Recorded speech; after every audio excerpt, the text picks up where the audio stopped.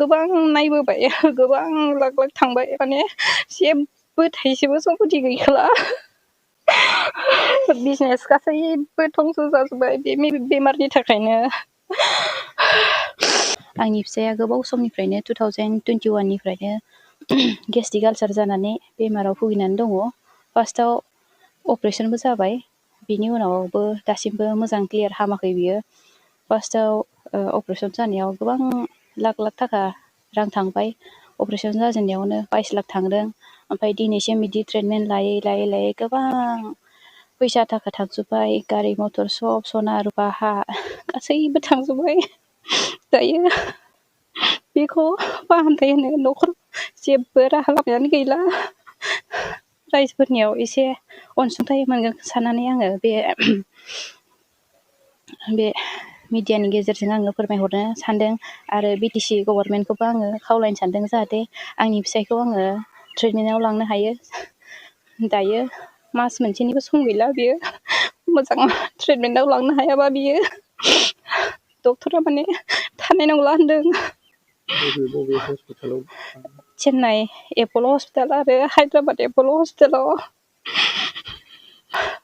बिनि उदैया अपारेशन जाखांनानैबो फारसेथिं पेकेटसो लायो बे पेकेटआ माने सानसेयावनो दैलि चेन्ज खालामबाय थानांगौ बे पेकेट खिग्रा पेकेट लाग्राया मोनसेयावनो 1000 लायो बेफोर खरसखौबो एकदम माने दायो दिहुननो हाला बायदि जाबाय आरो बेथ' बे दायो बेहा गोदोनायावबो स्टिम सोनानै दोनदों बेखौ माने 3 मान्थ्सआवनो चेन्ज खालामबाय थानांगौ जायो बेखौ चेन्ज खालामाबाथाय बियो थानाय नंला आरो दासिम बेसे गोबाव जाखो दासिम 2021 निफ्राय दायो 2026 जाबाय बिसिमहालागै दायो बियो माने क्लियार मोजां जायाखै आरो आं BTC सरकार हाग्रामा सारनिफ्राय आङो अनसुंथाइ लुबैदों बेखौ ट्रिटमेन्टआव लांनो थाखाय हायोब्ला रायजो राजायाबो एसे अनसुंथाइ हरदो न'खरनिफ्रायथ' गोबां नायबोबाय गोबां लाख लाख थांबाय माने जेबो थाइसेबो सम्पति गैखाला बिजनेस गासैबो धंस जाजोब्बाय बे बेमारनि थाखायनो हाग्रामा सारखौ अननानै आंनिसिम हेफाजाब होगोन होननानै आङो खावलायनाय थाबाय अलिनि बिदा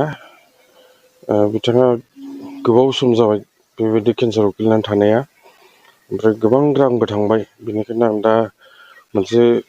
ससियेल मिडियानि गेजेरजोंहाय जोंनि जितु हाग्रामा सारनि जितु गभर्नमेन्ट बे साइडनिफ्राय माने जोंनि प्रहलाद सार रिन्जय सार बिक्रम सार आरो बेबायदिनो कास्टम सार बिथांमोनहा जिहेतु एजुकेसननि मा होनो अनसुंथाइफोर होलागासिनो दं बेफोर होनायखौ नुनानै जेन आंबो सानदों आरो जेनेबा बिथांमोना जेन आंनि फंबायखौहाय माने अननानै जेन बिथांमोना जेन बिनि थाखायबो एसे अनसुंथाइ होयो आं बेखौहाय माने खावलायनो थाबाय बिथांमोनखौहाय एटलिस्ट बे 2021 निफ्राय जागायजेननानै दा 2021 निफ्राय स्टार्टिं जानानै आरो 2026 दासिम दंबाय थायो बेबायदिनो आरो बेबायदिनो बियो माने 2022आवहाय जोङो बेखौहाय चेन्नाइ एपल' हस्पिटालाव लांदोंमोन बेवहाय मथा मथि बहुद खरसा जादों बेवहाय माने फार्स्ट टाइमावनो जों जितु 22L खौहाय जोङो माने गभर्नमेन्ट माबानो डाक्टरनो होनांदों आरो बेबायदि आरो बिदिनो चेकआप आरि लांबाय थानाय बहुद थांबाय नियारलि 50Lसो माने थांबाय आरो दा हा हुबो गैला जेबो उफाय गैला दायो